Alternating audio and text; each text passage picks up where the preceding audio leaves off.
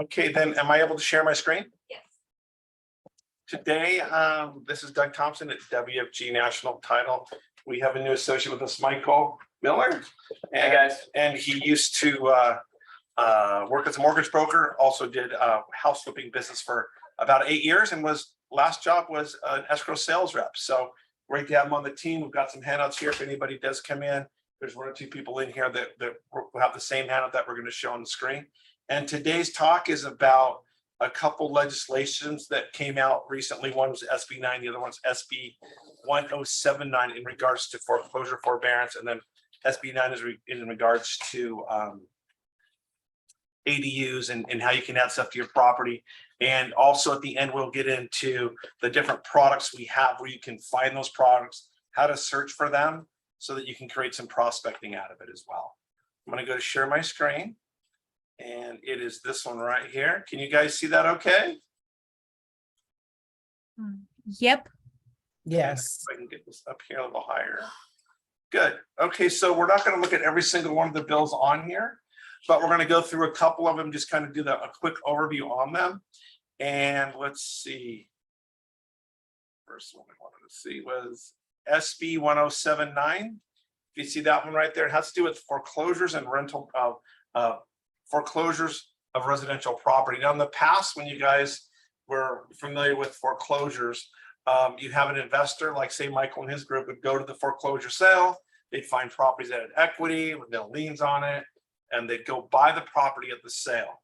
Well, this law changed January 2026, which says that if Michael or a person or an investor buys a property foreclosure sale, they can be outbid. Now, what is that different for you guys and your clients is, previously you had to all cash to purchase a property. Now you can go, someone can pay cash for the property.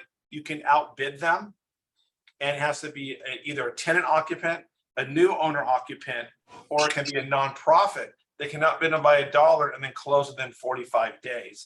And they can get financing. So it does open the opportunity for other people who couldn't buy at sales in the past to do that in the future. So they didn't put any laws or rules with it, so there's a bunch of people that are not following all the rules, but it looks like it's being followed pretty well now that it's been about a year, and we've seen the different things coming out on it as well. And it says it's around till 2026, so it may sunset at that point, or could get extended. So that's one of the ones we're going to talk about. The other one was, I've got it right there, was,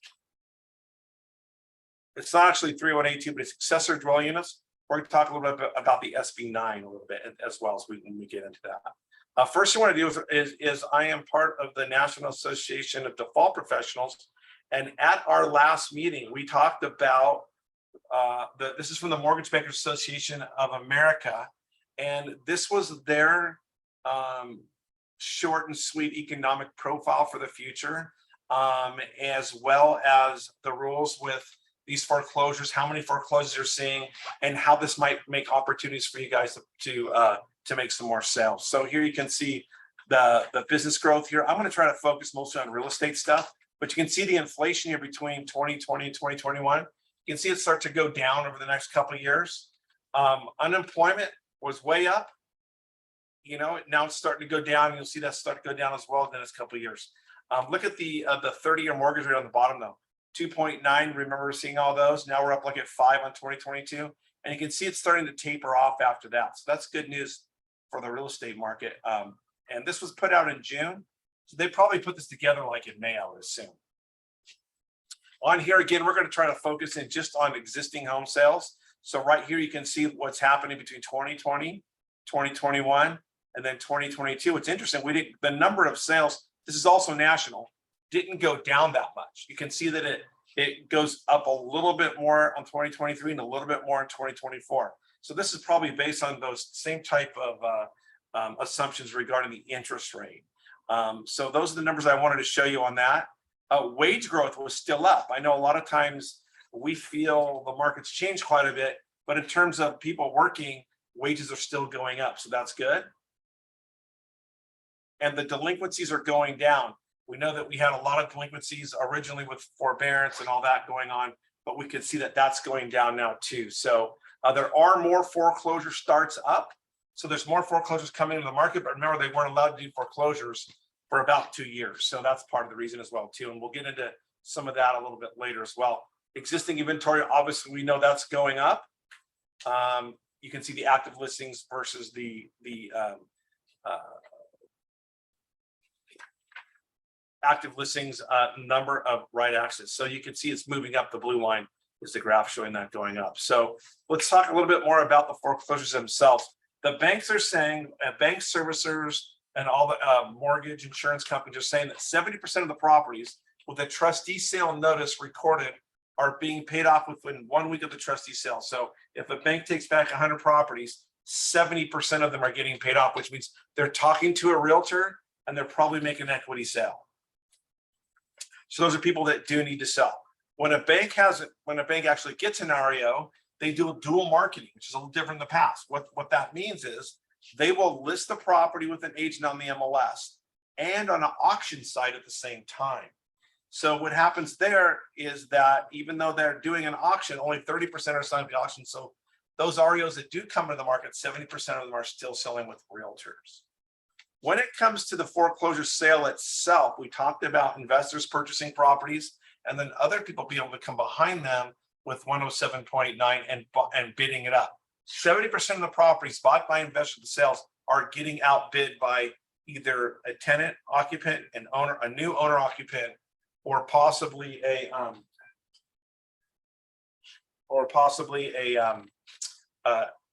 nonprofit as well. So you can see that not very many properties are actually becoming REO.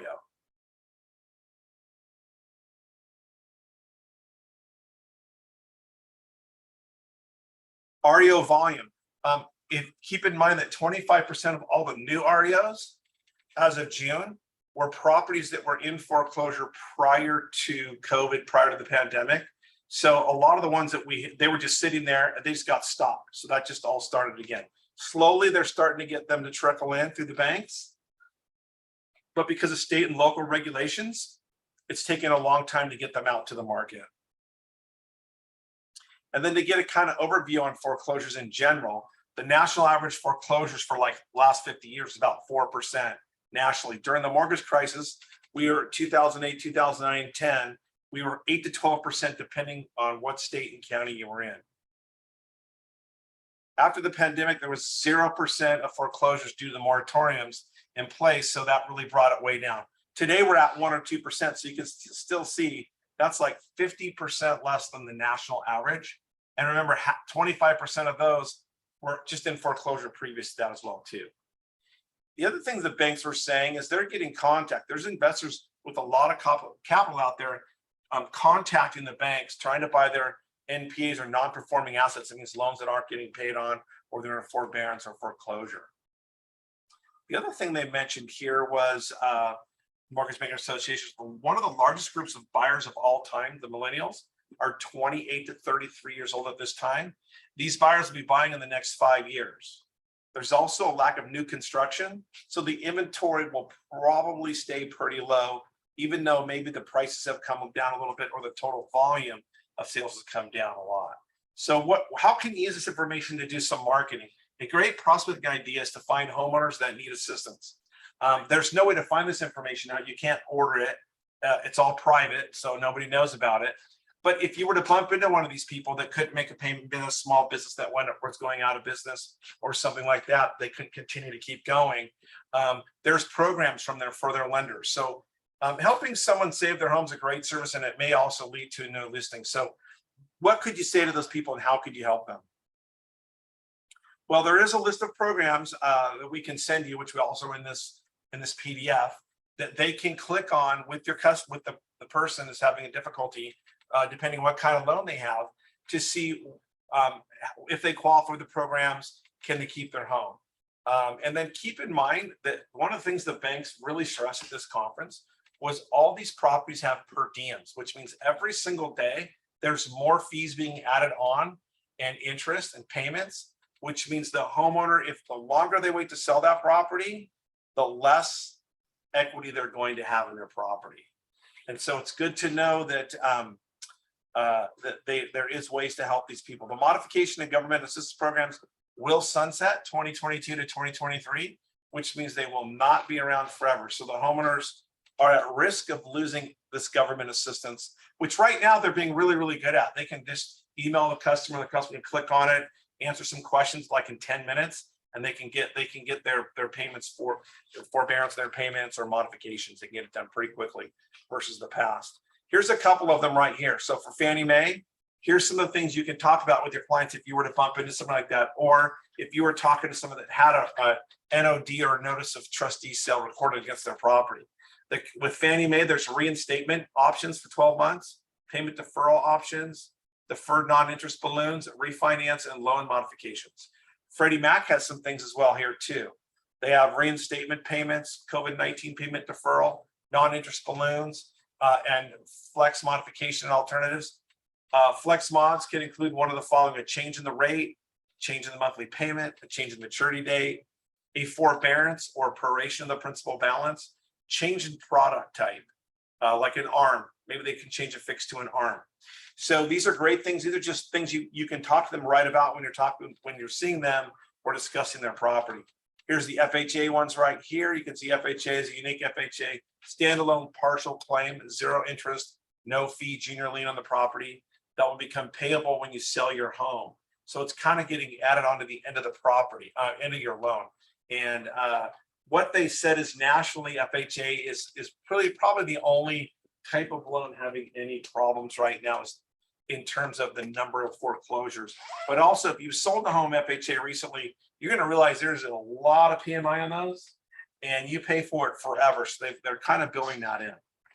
For VA options, there's reinstatement, repayment, payment deferral, payments deferred, non-interest balloon, loan modifications, things like that that's also helpful. Privately owned are generally offering reinstatement, lump sum payments, repayment, is it register payment and extra? Is that what it means, register? Regular. Okay. Regular payment. Regular payment plus extra until deferred payment is paid. Payment deferral or loan mods, which may change actual terms of the loan. So there's a lot of different options for them. And then we have the links right here. So if you're talking to someone who is having problems making their payment, or they're in forbearance, or they're in foreclosure, or you're going and talking to people that are in foreclosure, here's what you can do to start the conversation with them to see if you can help them keep their home. Two things can happen. If they keep their home, you're probably going to get a client for life and a great referral source for your database. If they can't, there's a chance maybe you're going to be able to list that home. So those are great tools, great things you can use on your appointments and talking points with those people. How do you find some of that data? Well, on WFG profile, what's inside is you can search properties by NOD as well. We have a couple different ways you can do it. It's part of our Premier Lead. So very small charts, like 6 cents a name or something. So you're not going to pull up too many when you're doing that. But if you ran, how many notice defaults are coming in Orange County per month right now? Do you know? Okay. There's not a lot of them, but there are some for sure. So that's a great way to track those as well too. You can see right here under premium leads where it says phone numbers, foreclosures, NODs. That's the way that we can find some of those things there as well too.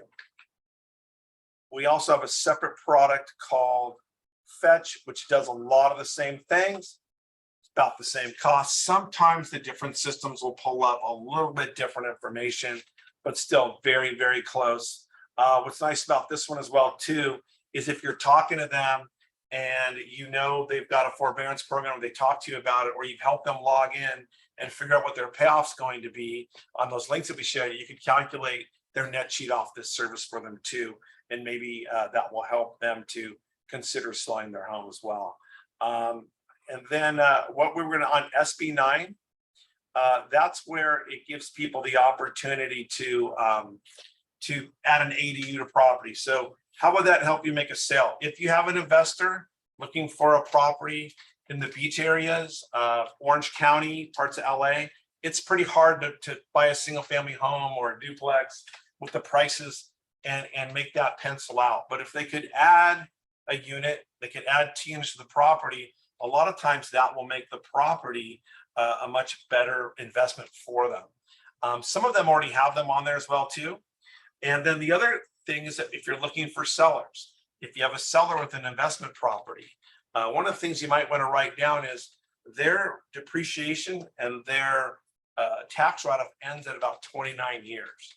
So if they're anything over 20 years, 25 years, they've owned the property that long, most likely they have a low mortgage and a lot of equity, and they're getting ready to lose their interest write-off. This is a great time for that person to consider doing a 1031 exchange and moving that property, the equity in that property, to a new property where they can retain that their tax write-off, as well as move the equity over and get a better return on their investment. What's great about that, whenever you have a seller that needs to sell a property and they do a 1031, you usually end up with 2 sales. And if you found a buyer for that one, you might have 3. So how would you find those properties? That'd be the same way. And Michael or myself can help you with that. And if you guys would like to get signed up for one of these products, you can put it in the chat as long as it stays up long enough for us to catch it. But we can then help you search either online this way, or also to we can help you do it on the product yourself for you. So if you are looking for people that have large lots that were non-owner occupied, single family home, the person's owned the home for 25 years, that's a great person that might want to sell their property, do a 1031, regain their tax savings, make it better, and get a better return on their investment. A lot of times those people, you're going to find out, just don't want to be landlords anymore. They just want to rent. So those people can do things like purchase a DST, a Delaware Statutory Trust, where they're just getting a return. They're just taking their money out of a property and putting it into something like that. I don't really have a bunch of information on that, but there are ways to do that. Or what we see a lot of our clients doing is selling non-owner occupied properties, small apartment buildings, and moving them into triple net leases. And I know you guys have a fantastic commercial department here with Jason. He can help you with that. But what that does, it lets them buy a property where they don't have to do property management anymore. They basically just receive a check. They're not in charge of maintenance or insurance or taxes and all those kind of things like that. The tenant would be involved with that. So those are some great opportunities for you guys to use to find new listing leads, either for the notice default customer, or it could also be, or anyone you're talking to that maybe can't make their payment or is currently in foreclosure or a forbearance, or if you're looking for some investments or you have a client looking for investment, we can either search for the property and then call those sellers, see if they want to sell, or we can search by the seller to find out, hey, how long have they owned the property? What's the equity position? You know, do they get a better tax rate if they get a bigger property? All those kind of things like that. So some great opportunities for some new ways to do prospecting that have come about by 2 new laws that came out. Is there any questions that I can answer on this information?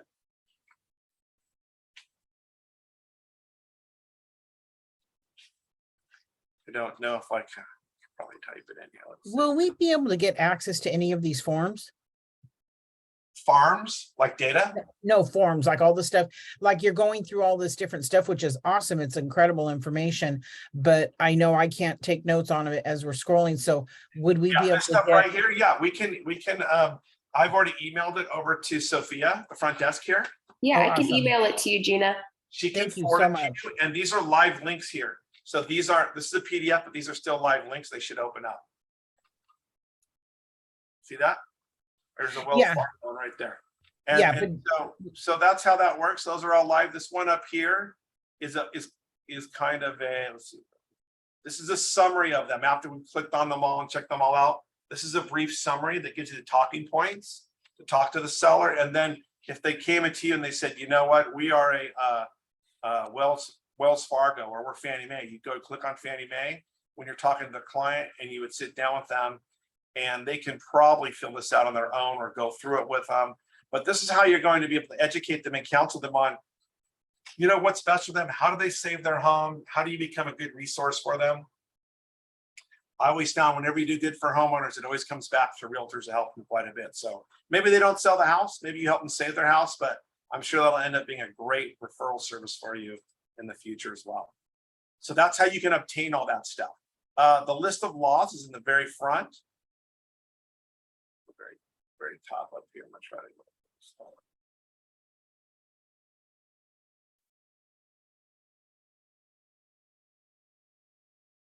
The list of laws is on the top right here. We have one more flyer for SB 9 that we did not include that I can send to Sophia too, or if Sophia wants to tell me who's on there, I can make sure we get them all to you as well.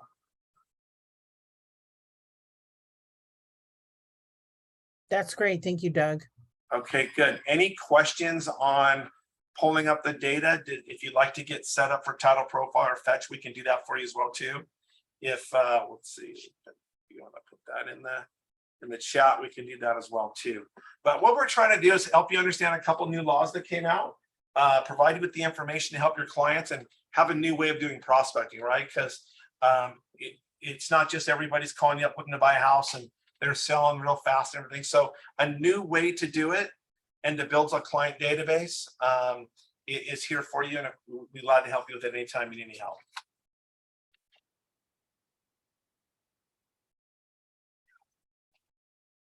Are there any other questions? Well, we hope it was helpful to you guys. We'll be back, I think, next month with another class. If you like this one, please let us know so that we know that you guys are enjoying the information we're bringing out to you guys. Cool. Thank you for doing this. You're welcome. If you guys have any more questions, or are we ready to go? All good. Thank you so much. Okay, you're welcome. Thank you for being on today. We really appreciate your time. Thank you. Bye-bye. Thank you, Doug. You're welcome. I thought it was good, Doug. Thanks.